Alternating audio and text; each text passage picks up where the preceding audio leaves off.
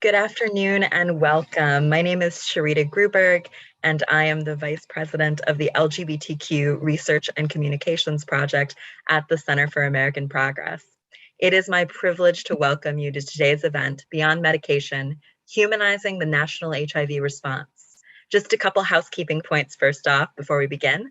Closed captioning is available using the captioning tab on your screen, and questions will be taken at the end. There's a place for Q&A, but Jamil will provide more info at the start of the panel.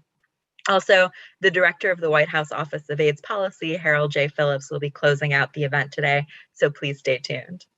This year marks 40 years since the beginning of the AIDS epidemic. For the past 40 years, advocates and impacted people have held our government accountable, demanding care and combating stigma. This week, the Positive Women's Network USA, U.S. People Living with HIV Caucus, New York Transgender Advocacy Group, and the National Working Positive Coalition published Demanding Better, an HIV Federal Policy Agenda by People Living with HIV. To kick us off this afternoon, it is my honor to introduce Ronald Johnson, chair of the U.S. People Living with HIV Caucus. After a career spanning over 40 years, Ronald Johnson retired at the end of 2017 as the Vice President of Policy and Advocacy at AIDS United. He continues to consult with AIDS United as a Senior Policy Fellow. He spent the latter half of his career responding to the HIV epidemic, starting in 1984 as a volunteer with Gay Men's Health Crisis in New York City. He's also served as the first citywide coordinator for AIDS policy for the City of New York, Associate Executive Director for Policy at GMHC, and directing the policy activities of AIDS Action, which then merged with National AIDS Fund in 2011 to become AIDS United.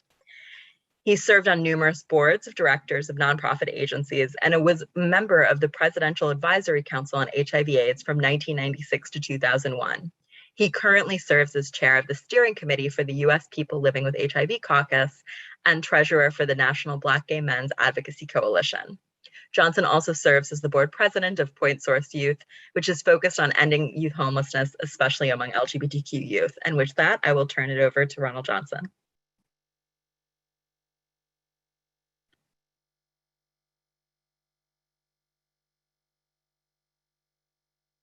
I think you're still on mute, Ronald.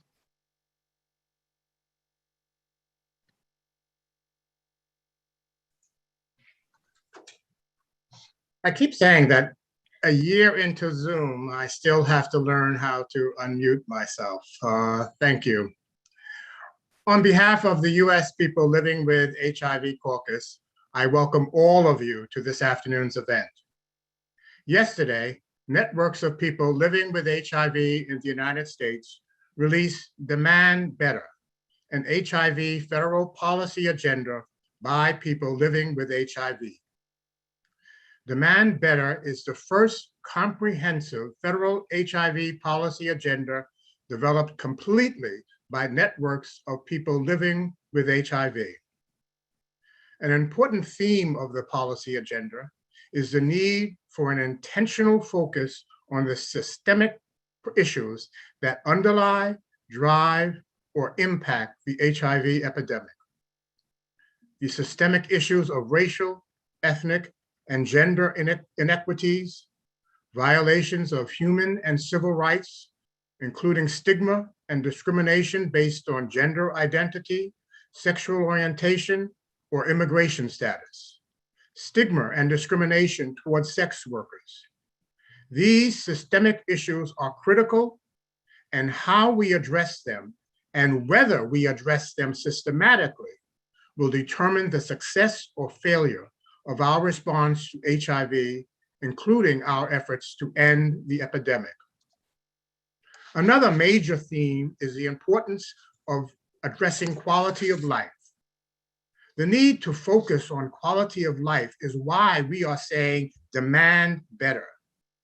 It is also why we are going beyond ending the HIV epidemic. It is also a part of why we say humanizing the HIV response. Viral suppression is critical, but more must be done to ensure our well-being, to assure the quality of our lives. As a policy agenda, Demand Better is intended to be a living document. We intend for it to evolve as we engage with the broader community of people living with HIV, our community allies, government officials, and other stakeholders. As it evolves, the agenda, however, will always be grounded in the realities of those of us who are living with HIV. I want to thank the Center for American Progress for generously hosting today's event. I thank in advance Harold Phillips for offering closing remarks. I thank the networks of people living with HIV who worked so diligently over the past months to develop the agenda, with special acknowledgement and deep appreciation for the Positive Women's Network, USA, PWN, for chairing and staffing the process and producing the agenda. We are very, very grateful. Finally, I thank all of you for participating in today's event. Your engagement today, and I hope tomorrow, is critical to demanding better. Thank you. Great. Thank you so much, Ronald. Hi, everyone. I am Jamil Fields Alsbrook, and I am the Director of Women's Health and Rights at the Center for American Progress, and I have the great pleasure of moderating today's panel. I will start introducing our panelists, and I know we're in for a very exciting conversation. As Sharita mentioned, at the end, we will take Q&A following the panelists. So feel free to enter in your questions into the chat function throughout the conversation or at the end. But first up, I want to introduce Nana Khanna, who is the co-executive director of the Positive Women's Network, USA. Mark Misrock, who is co-founder and executive director of the National Working Positive Coalition, and Kiara St. James, who's co-founder and executive director of the New York Transgender Advocacy Group. Thank you so much to you all for joining us today for this conversation. So just to kick us off, I will start with a question that I'm hoping everyone can chime in on, which is picking up where Ronald left off. What drove the networks of people living with HIV to issue the agenda he just described?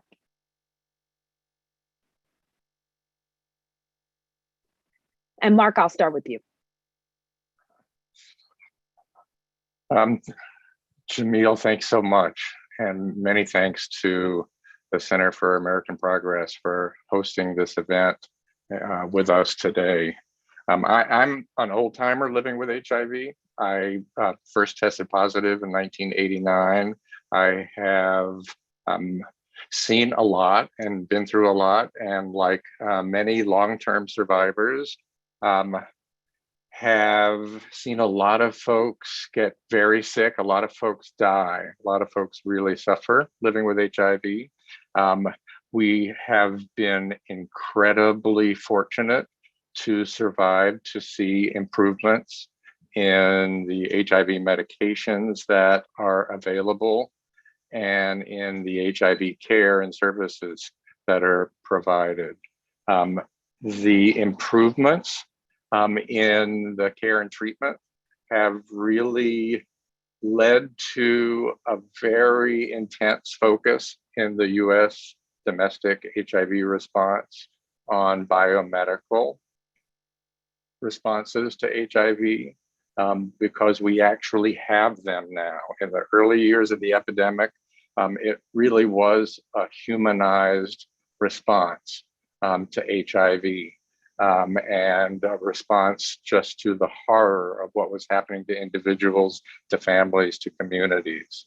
And as we began to actually have the improvement in the pharmaceutical strategies available to stabilize and improve the health of people living with HIV, and that created tremendous excitement, amazing successes for so many people.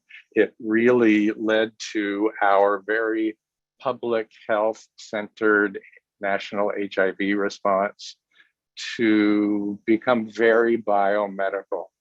And in the benefits of those improvements, what has been lost, I believe, over now many years has really been visibility of the actual lived lives of people living with HIV in this country, so many of whom are among communities that have historically struggled with tremendous discrimination and stigma, and have had the stigma and discrimination related to HIV layered on top of that. And we continue to see in this country that there's sort of a tale of two countries. There are the folks who really can enjoy the greatest benefits of the improvements in treatment and care, and those who don't get those and who confront structural factors that place them at substantially greater vulnerability to acquiring HIV in the first place, and then to having worse health outcomes in living with HIV. So the public health centered response at the federal level has been a tremendous blessing in the lives of so many of us. And for so many of us, it's an inequitable response. And I'm really grateful to Ronald and my colleagues in the US People Living with HIV Caucus for this incredible work that has been done with the extraordinary brilliance of the Positive Women's Network as a powerful motor. And I am very hopeful that we will see a change that includes centering people living with HIV in the planning and implementation of responses. We know what is needed. We need to be heard. Nana, do you want to answer that as well? Sure, I can briefly speak to that as well. Good afternoon or morning, everyone. Nana Kanashir, the Positive Women's Network. I come to this work also as a person living with HIV. I was diagnosed in 2002. And I think what Mark is really highlighting, in part what Mark is highlighting, is that we're in this moment where biomedical advances have really progressed in ways where we actually do have, the treatment available, the tools available in the US context to make sure that people living with HIV are able to be healthy for a long time and live a long life. However, the epidemic in the US and the response to HIV itself, the federal response, have always been circumscribed by power and privilege and inequity. And so, inequity is not shrinking in the US, broadly speaking. It's actually growing. And that's, across the board, whether we're looking at what's happening with COVID-19 or, maternal mortality. We see the ways that Black folks, other people of color, trans folks, queer folks are, systematically being disenfranchised from the right to health and the right to services that really work for them. And so HIV is no exception to that. And HIV itself is an epidemic that always has shined a spotlight on many different systems of power and injustice. And so what we're seeing is that despite the fact that treatment is widely available, not everyone has equal access to it. And in fact, people living with HIV are still dying.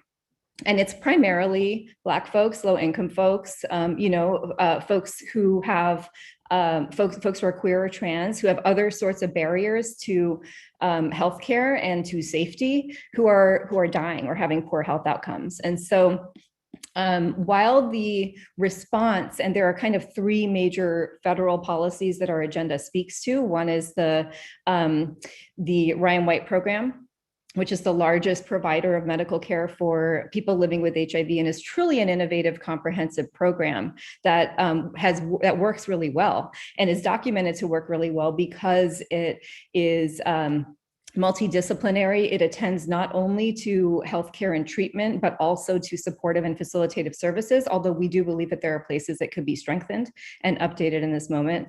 The second major policy that our agenda speaks to is the Ending the HIV Epidemic's federal plan, which is a very biomedical plan that was released under the previous administration. It has 4 basic pillars: diagnosing HIV, treating people living with HIV, preventing new HIV acquisitions, and responding to HIV outbreaks. All of those are very important pillars, but there's no attention to the structural context in which we would address the epidemic within that plan. And the third major policy that our agenda speaks to is the HIV National Strategic Plan, which is sort of an iteration of the National HIV/AIDS strategy that came out initially under the Obama administration. Yesterday actually marked 11 years since that first domestic plan to address the HIV epidemic was released.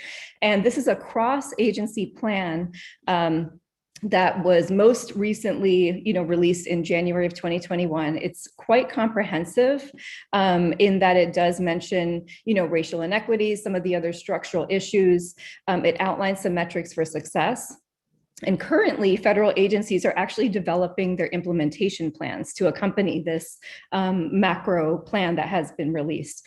Some of the critiques and concerns that have been surfaced about that HIV National Strategic Plan are that the metrics themselves, again, are very heavily biomedical. Success for people living with HIV is measured not by our quality of life or our wellness. It is solely measured through our viral loads and our engagement in healthcare, which doesn't really speak to what is actually going on for people living with HIV. There are also key populations impacted by HIV that are entirely missing from the plan, like sex workers and immigrants. Overall, the plan, we strongly feel, needs a stronger human rights emphasis.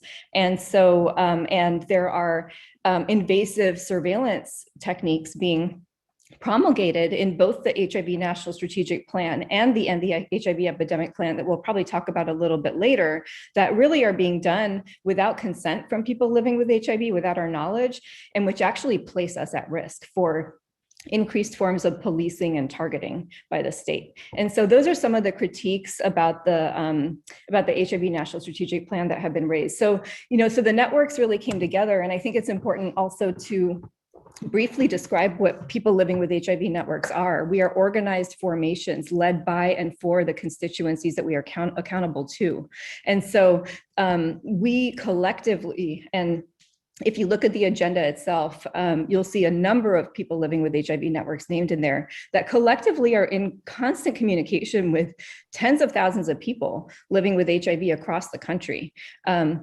In the states, in the territories. So we have a direct line of communication, we have embodied lived experience, and we have a good understanding of what is happening on the ground. And it's from that lens that we are bringing these asks forward, so that we can really work in partnership with the federal government to make sure that the HIV response works for people living with HIV.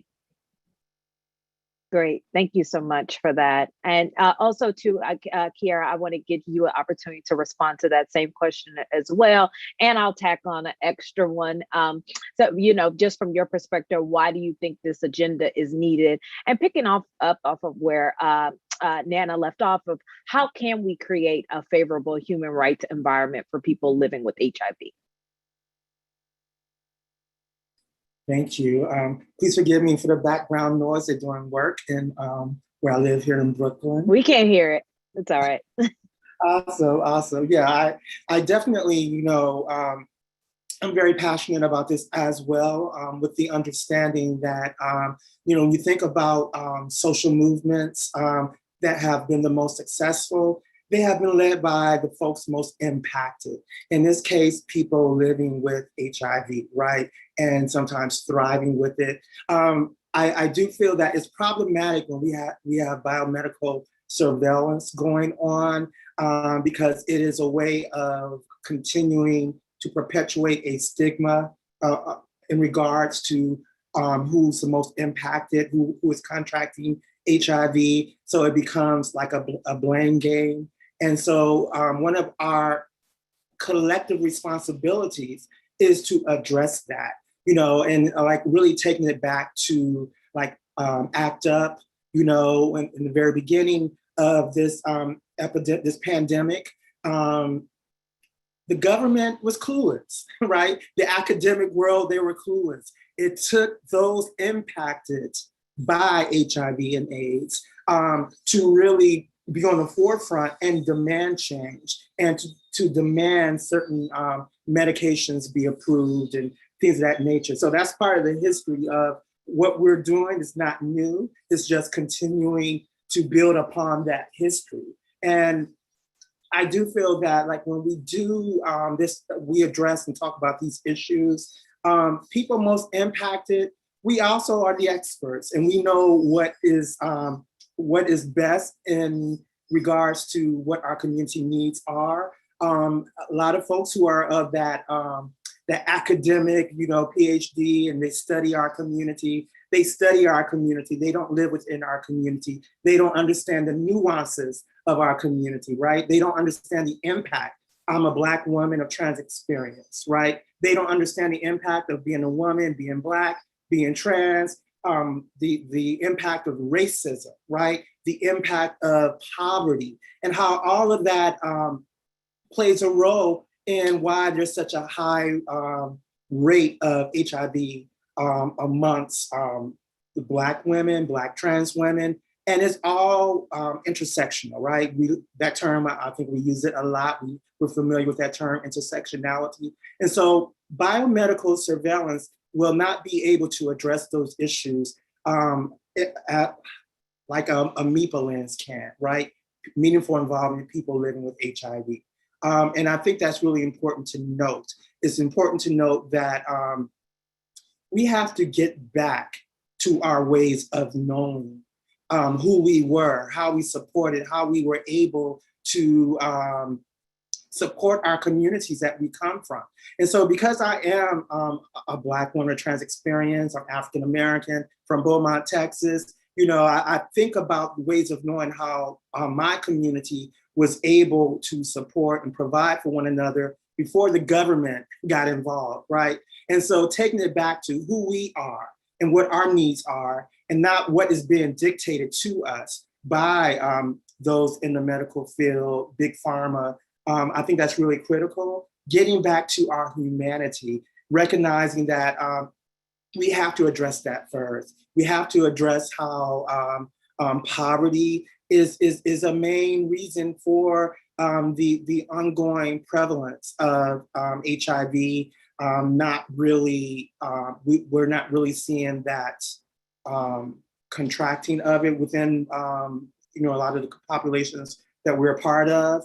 And that comes from like, there is not that nuanced lens that is currently available, and so that's one of the things we want to push. And so, I'm sorry, what was the other question you asked me?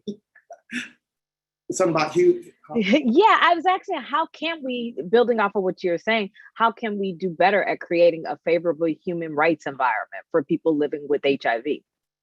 Yeah, so and definitely, we have to remember first that, we are part of a human family, right? It's very simplistic to say that, but even though being part of this human family, there are nuances that exist. We know that if you are cis white male, you're going to have better advantages to healthcare than a cis Black woman or a Black trans woman, right? So like understanding and recognizing those nuances, even within our global family, right, of who's most impacted, but also how we start to address and see one another, right? I often, I think we all are familiar with the movie When They See Us, right? And so I am of the belief that that is part of the problem, because I'm going to just keep it blunt. I think about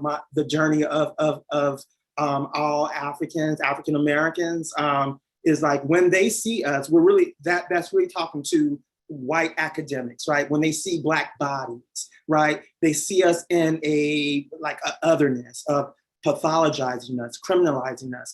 And at the very beginning, they saw us as free human labor, right? To bring into the Americas to build up the wealth of the United States. And so I feel that part of what we have to get back to is when we see one another, right? When we see one another's humanity, right? And understand that we have to invest in one another and we don't need the approval of these systems that we tend to give so much power to. We have to start seeing one another and we have to start investing in one another's humanity and not feel like, oh, well, progress is when white people see our humanity.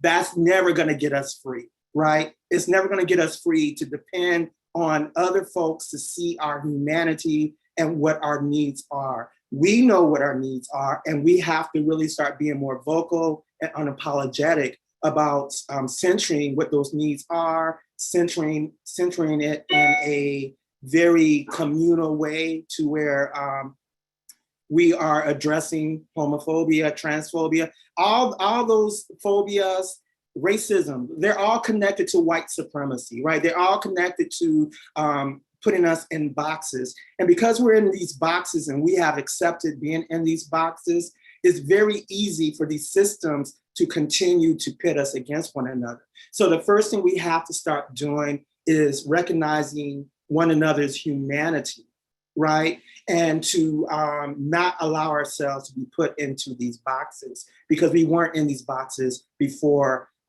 we came here. So I'm shut up, so I don't know. No, I love that. That could be applied in so many ways in life. I want to give the other panelists a chance to answer that same question.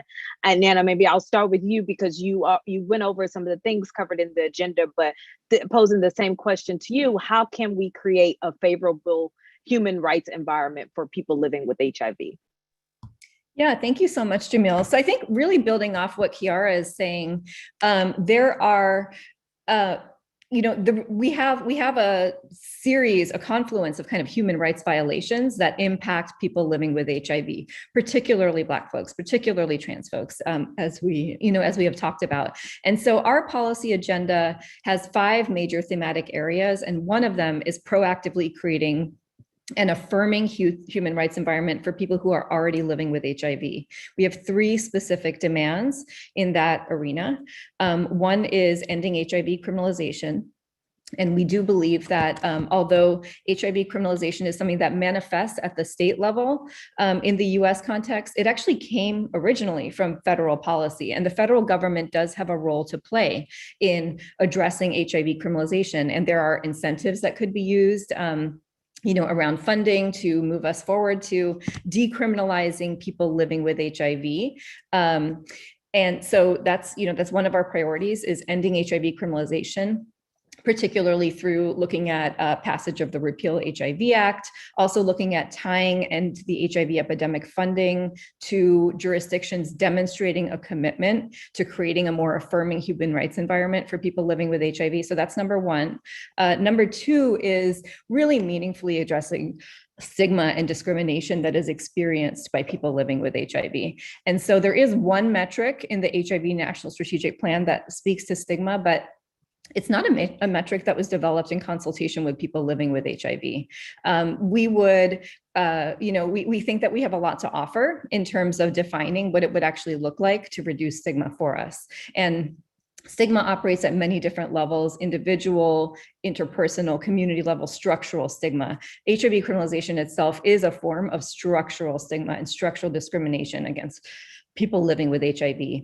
And then the third area of focus within our policy agenda in terms of creating an affirming human rights environment for people living with HIV is ending the practice of molecular HIV surveillance until certain conditions can be met.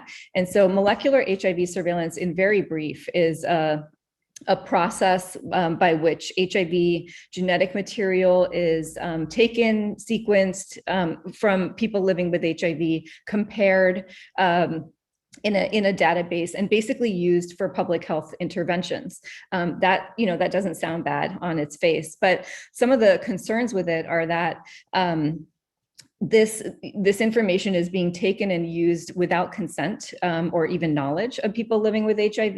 There are no consistent standards or practices around how the data is shared and stored from state to state. There are very different data sharing environments and legal protections for this data at the state level. And because HIV criminalization laws are on the books in more than 30 states and US territories, and because actions that are many actions that HIV can be acquired through are also criminalized. That is also an issue here. And HIV also tends to live in bodies of people who are heavily policed, right? Whether we're talking about Black bodies, immigrant bodies, sex worker bodies, bodies of people who use substances. So having this, having this data that is taken without our consent, not consistently protected and being used and pretty widely available and shared, although it's de-identified, it can be re-identified, is a problem. And so we have some very specific recommendations about creating informed consent practices, creating model laws and statutes at the state level to ensure that this data is protected and only shared when absolutely needed in various ways. We do think that there should be a moratorium on the use of this surveillance and technology until these concerns are addressed. And we go through that in a lot more detail in the agenda itself. Great, thank you. Thank you so much for that. And Mark, I want to give you a chance to respond similarly, if you would like, which is the same question about how can we create a favorable human rights environment for people living with HIV? Such a huge question, and I know we have such limited time. We don't live in a country that has had a history of prioritizing human rights. We have a country that has essentially developed and been built on ignoring human rights. And that certainly plays out in our healthcare outcomes, healthcare risks, and healthcare system, and certainly is very tightly connected to the economic realities of people living with HIV. In my work, I focus especially on strengthening responses to the unmet employment needs of people living with HIV.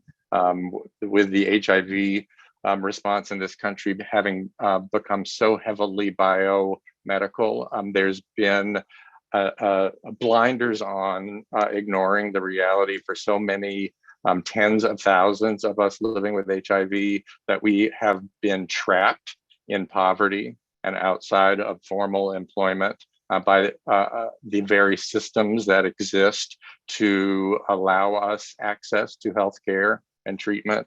There's a tremendous, profound need for change to the policies for access to Medicaid, access to Medicare, to the housing supports, to the healthcare services, to the economic safety nets of SSI and SSDI. I think few people, including the many experts that are listening to this meeting now from across the policy landscape, who really well understand how profoundly neglected these policies have been now for decades. People who rely on these programs to attempt to obtain and maintain health and well-being are immediately entrapped in being unable to earn more than very small amounts without risk to all of their services in these programs. And especially needed is a very intense focus on the policies of the Social Security Administration, some of which have not been changed since the 70s and 80s, that allow only just the smallest amount of movement in the direction of entering employment for people with disabilities and chronic health conditions. And it's so long beyond time for that to change. Great, thank you. You've talked some about the importance of making sure that people living with HIV are included, it seems like an obvious thing, but, it's included in the planning and responses and how that hasn't happened. But how can we make this happen going forward? So how can meaningful involvement of people living with HIV be systemically strengthened? And maybe, Kiara, I'll start with you. Sorry, mute button. So yeah, so one of the things that I, as founder, executive director of New York Transgender Advocacy Group, have been very adamant about is getting my community, primarily Black trans women, involved in policies and how policies impact our lives, right? How policies can be detrimental to our quality of life, or how it can improve our quality of life, right? And so part of that conversation I have with them is we have to educate our city council, our elected officials, state officials on issues that have been impacting Black trans women. Many of us, and I am a former sex worker, I'm not ashamed to say that, who for many years, I thrived as a sex worker, right? But also understanding that I put myself at greater risk because of that occupation that I was participating in. And getting them to understand their power, right? Black trans women were sex workers, period, to understand the power that they have, that we have collectively to influence policies, right? One of the things that we address here in New York State is a ban on walking while trans, which was a unwritten rule where law enforcement just targeted trans individuals, right? And really criminalized us. And many folks, that's how they got involved or got connected to the prison industrial complex simply for existing as a TGNC NB individual. And so being targeted in that manner. So I talk, so we have those conversations and where we educated city council members as well as state elected officials to address that particular policy.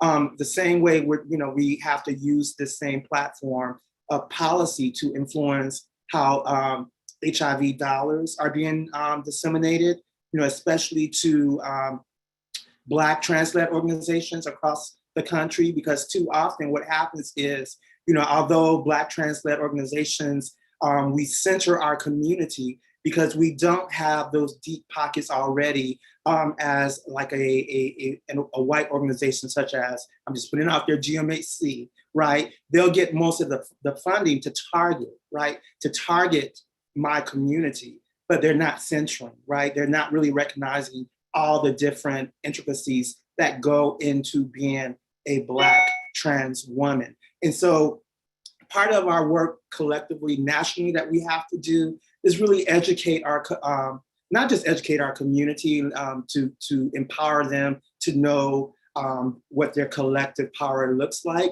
but also finding bipartisan support, right? Finding support with our faith-based organizations across the country, and like why, the fight for sex workers to be protected is also a fight that they need to get involved in. And so like one of the things I know is important and that I try to do, I love working with faith-based organizations as a Black woman of trans experience, former sex worker. I love working with them because I get to see that connection of like, oh, wait a minute. Oh, you could be my child, you could be my daughter.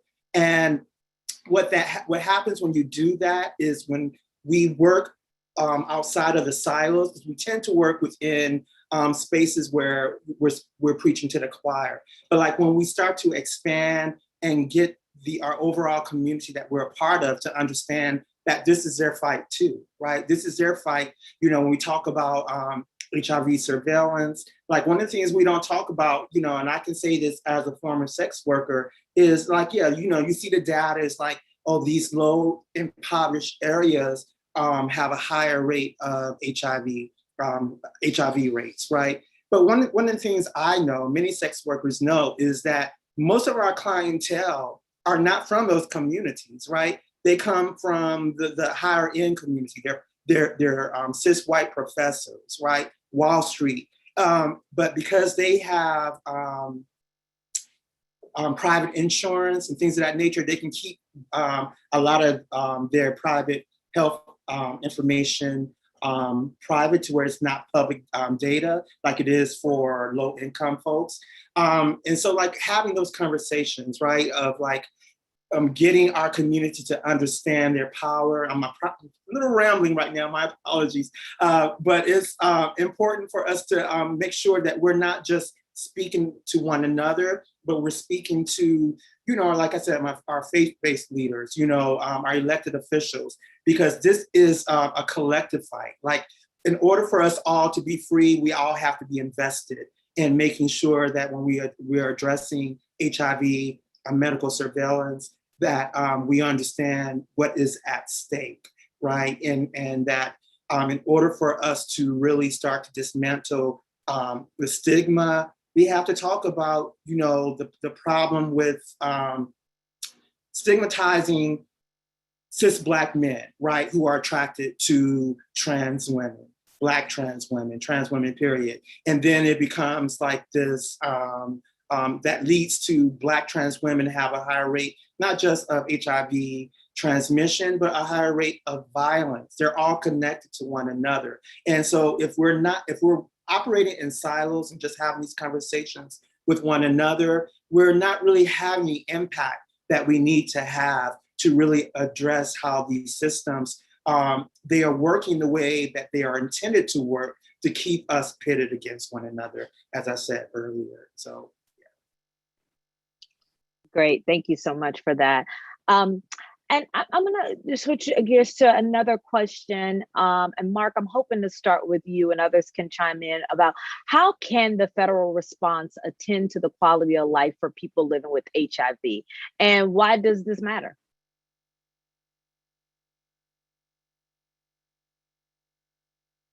Oh, you're on mute, Mark.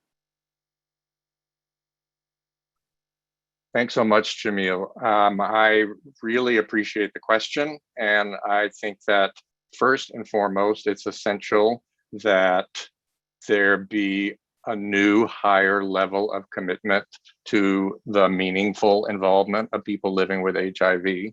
And that is for both the design and implementation of the programs that are developed and funded and implemented to respond to HIV in this country. And I think that it needs to be understood that there is a need for concretely elevating meaningful involvement of people living with HIV.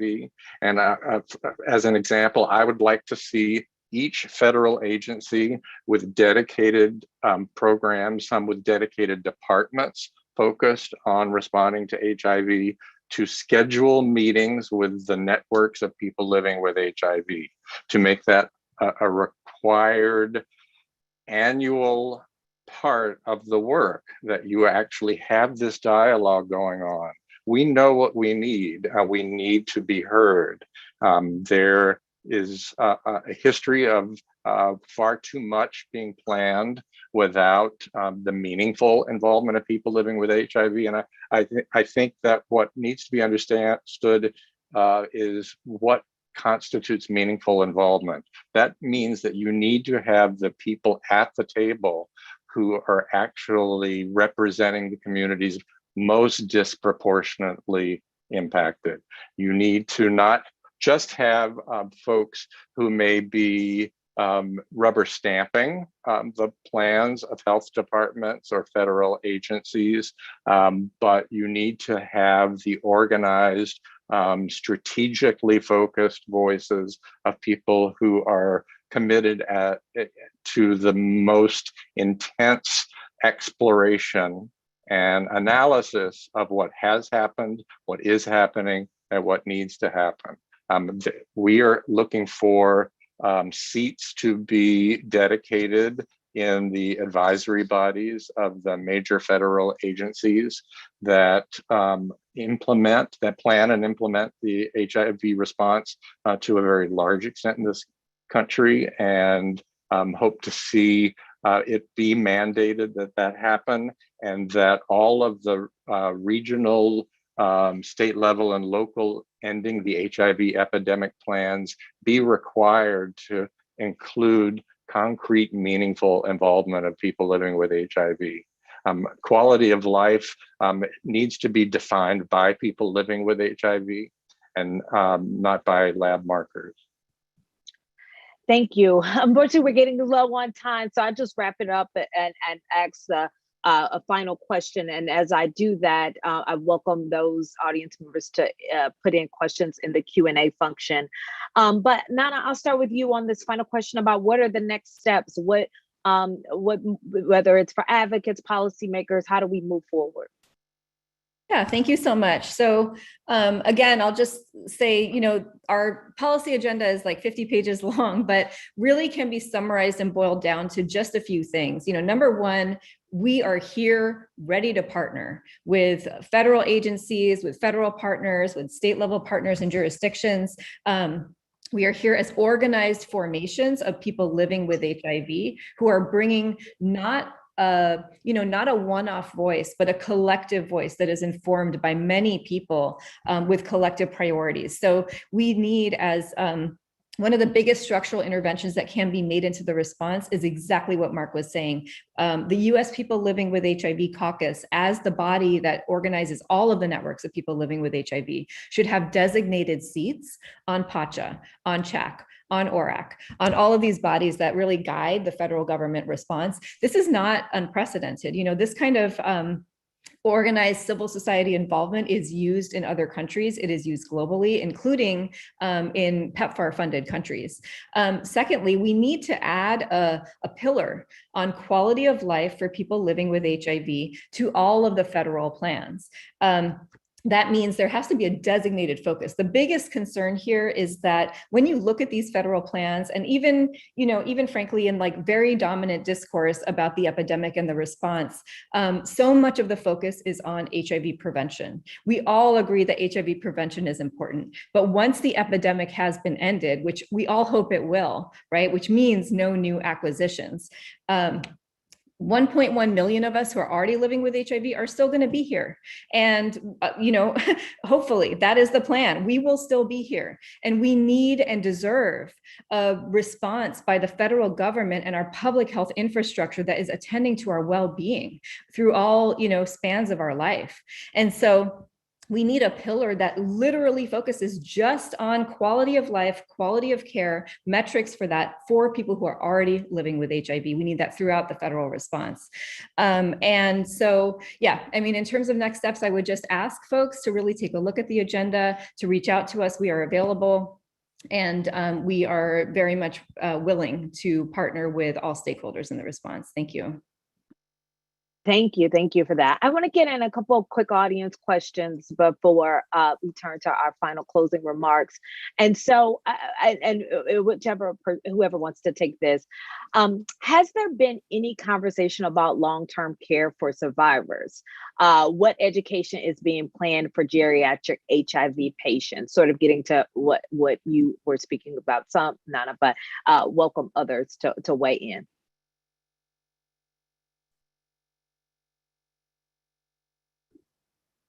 Yeah, I think, attention to the specific needs of people who are aging with HIV, which is very much the majority of people living with HIV today.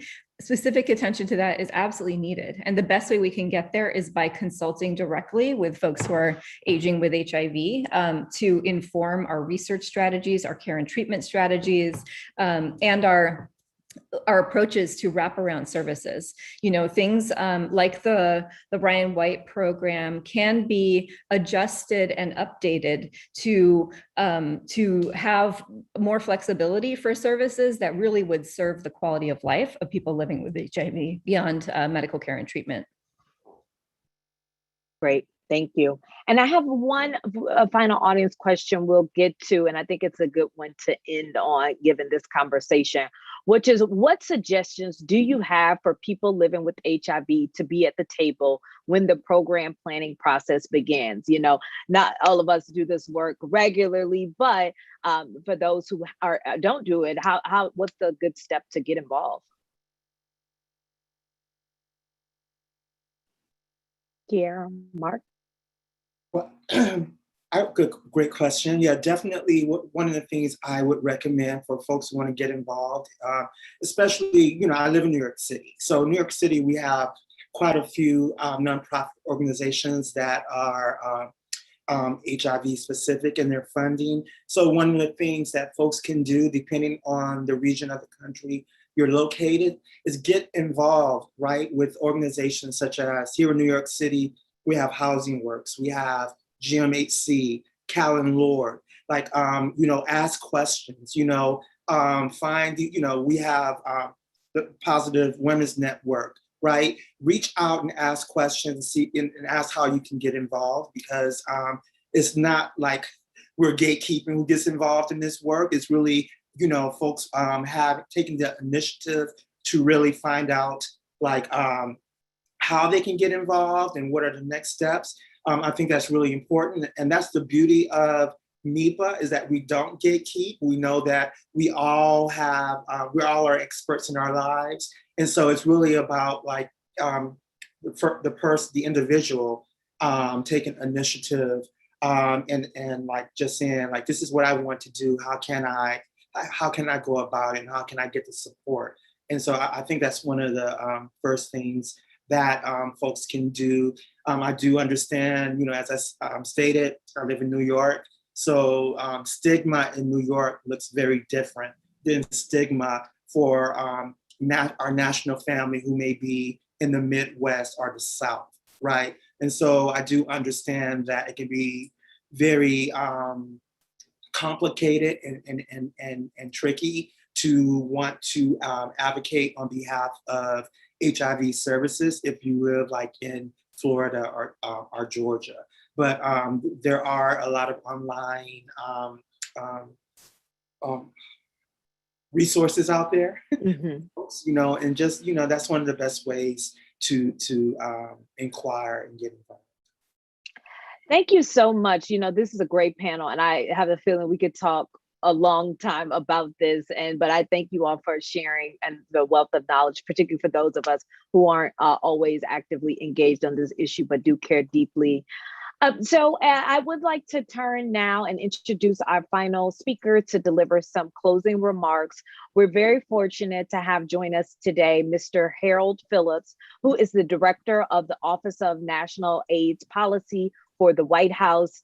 He most recently served as the Senior HIV Advisor and Chief Operating Officer of the Ending the HIV Epidemic initiative in the Office of Infectious Disease and HIV AIDS Policy at the NHAS. His work in the field of HIV AIDS spans more than 20 years and includes past positions in both the federal government and in the community. So with that, I would like to turn to Mr. Phillips to deliver our closing remarks. Thank you. Thank you very much. And thank you also to the networks for inviting me to provide some closing remarks. And I also had the chance to listen to the remarks of the last panel. I think it's important for me to share a couple of things. In addition to, you know, the bio that was read, I'm also a Black gay man living with HIV for about 16 years. So many of the issues that have been discussed around quality of life, around stigma, both aging with HIV. I forgot to say, I'm also over 50. I get and I understand. And I welcome the remarks and the final report from the networks as well. I think this comes at a really great time, given the administration's stance on equity and addressing some of these issues of racism, stigma, and discrimination and gender equality. I also in my role as the director for the White House Office of National AIDS Policy, there are a couple of things that we are moving forward on as priorities that align with what has been discussed in terms of the report and also a preliminary read of the report itself. As we institute this office, which we are now, I think, in my 5th week of doing this, a couple of things I think that are important to this work and also align with some of what I've heard here and also what I've read. As we revise the National HIV Plan and move back toward the National HIV/AIDS Strategy, one of the things that we want to do is embed within that strategy this administration's priorities. So focusing on equity, eliminating stigma and discrimination, improving access to high quality health care, strategies that also address the social determinants of health. So we would get at things such as employment and housing that would improve the quality of life for people living with HIV. Agriculture and food insecurity, and thinking about the transportation issues and thinking about people living with HIV and how they might age both gracefully and also in place for those who currently have a place, but also ensuring that there is a place for us in these efforts as well. Also paying attention to some of our progress measures as well. My instructions have been to help us develop this new strategy with a whole of government approach and to do it quickly, to do it by December 1st. The Biden-Harris administration wants us to be bold and wants us to both accelerate our efforts to end the HIV epidemic. So again, having this set of recommendations comes at a really great time where we can have continued dialogue about how to embed them in the revised strategy, as well as the implementation plans that would require a whole of government approach from other departments and programs that could help improve the quality of life for people living with HIV. The other thing that is a priority of our office and the work that's before us is social justice and equity. And for us, that means addressing the issues of HIV criminalization. As was discussed on the last panel, a lot of this sits at the state level. But one of the things that my office is asking, and I also heard it from the panel, is what else can the federal government do to support local organizations to address the issues of HIV criminalization? And also using the bully pulpit of the White House and my HHS colleagues, how do we message that this is an important systemic change that needs to be made in order to help us move toward improving quality of life for people living with HIV? Also, criminalization and the connection between criminalization and the use of molecular surveillance cannot be ignored.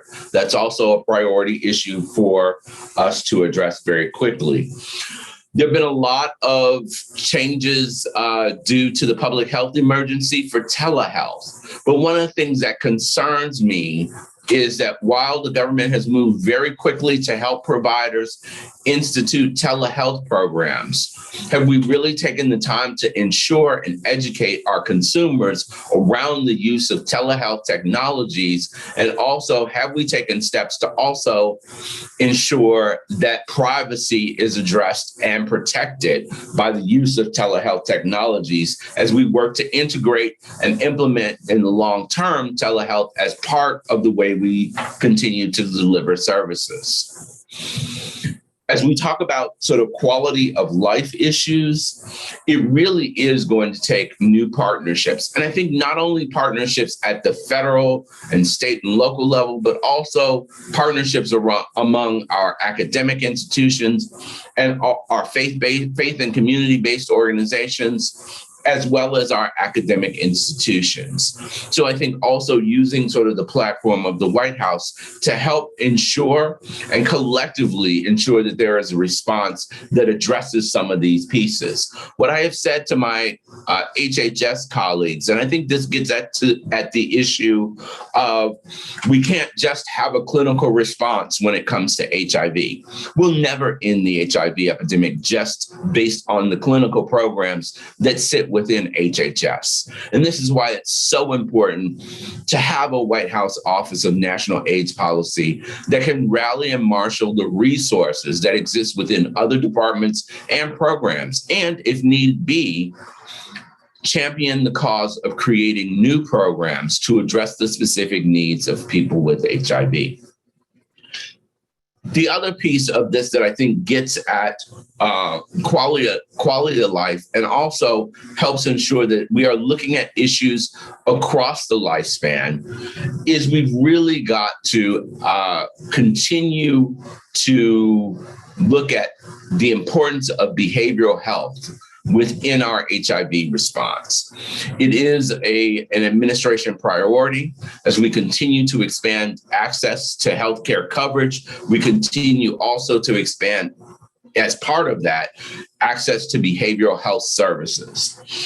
But I think we also can do a better job at both screening, linkage, and access to those services as we move forward and continue to try to address the stigma that still surrounds behavioral and mental health issues in our country.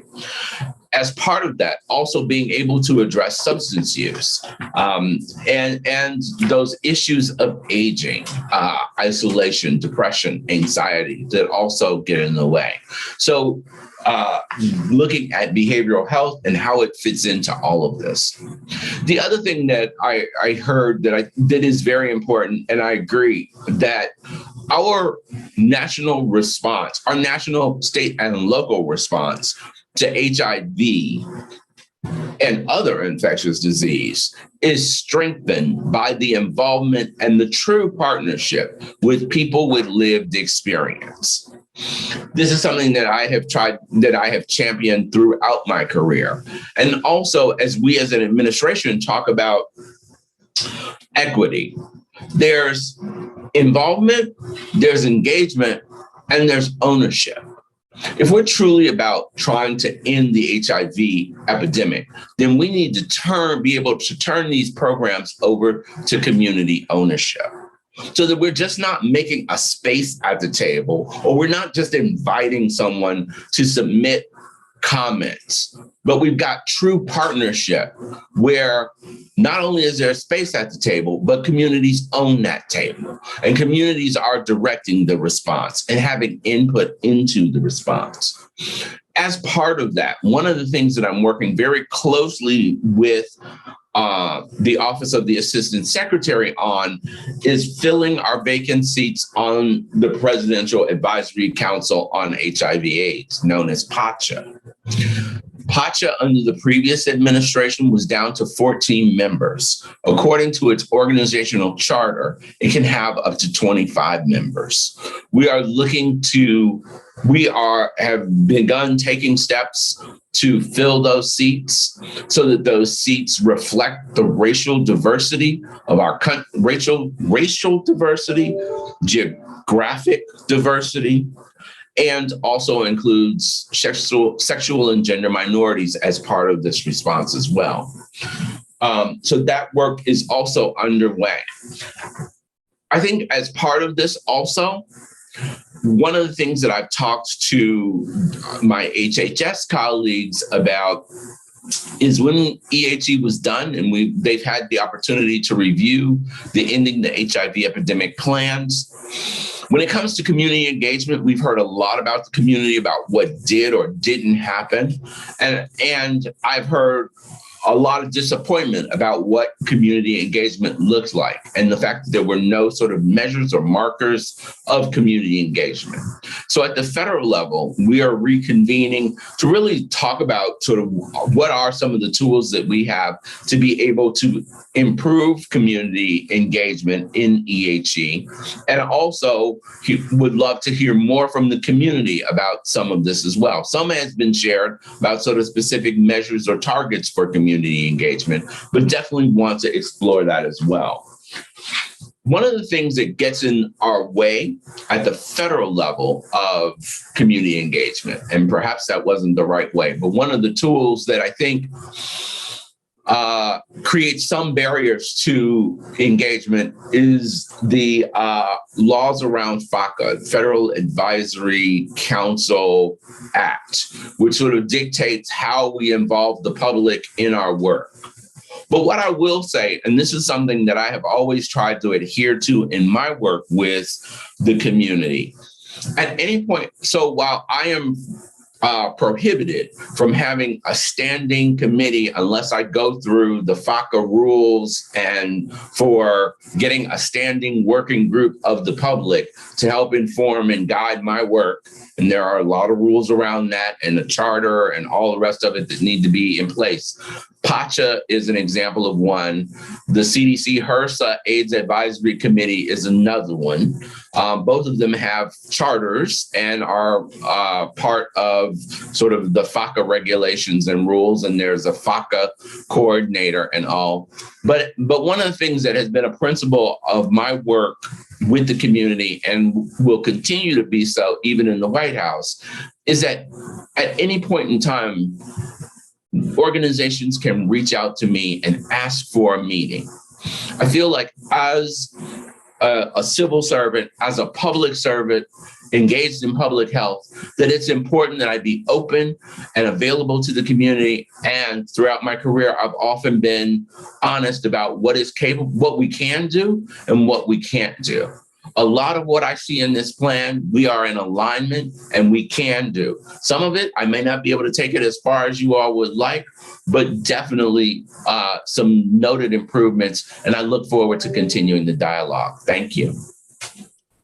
Thank you so much for those remarks. And I have a feeling that many people on the call will take you up on that offer. Thank you, everybody, for joining today's conversation. It will be a recording available on CAP's website at americanprogress.org/events. And we appreciate all of you all for spending even a little extra time with us today. Thank you.